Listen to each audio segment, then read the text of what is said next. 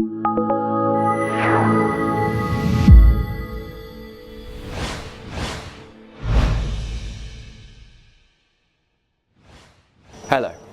The US dollar continues to be in demand as investors look for safe havens amid the carnage going on in the global equity markets.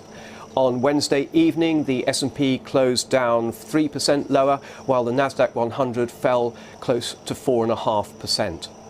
The greenback is also in favour, given the positive interest rate differentials between the US and other developed world currencies. Meanwhile, the euro is under pressure after the European Commission flatly rejected the Italian government's budget proposals. The whole issue regarding Italy's spending plans has helped keep the spread on the Italian to German 10-year government bonds above 300 basis points for the last week. For the euro dollar, technically there's some resistance around the 114.70 to 115 area, and there's some modest support which comes in around 113.70 to 114. But investors are wary of pushing the euro too far in any direction ahead of today's ECB meeting and Mario Draghi's subsequent press conference.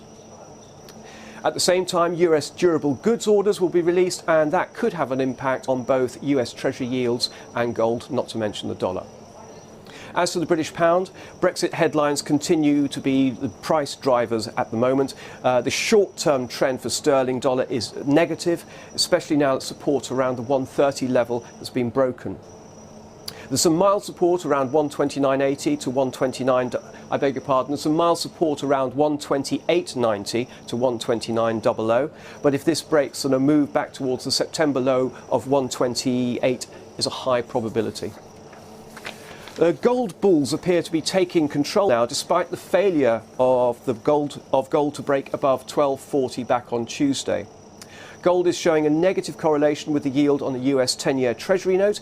Investors buy gold and US Treasuries so that yield falls as safe havens in times of uncertainty. If gold can consolidate now above the 1220 level, then another assault on resistance around 1240 looks likely. Thank you for watching, and I hope you have a successful trade.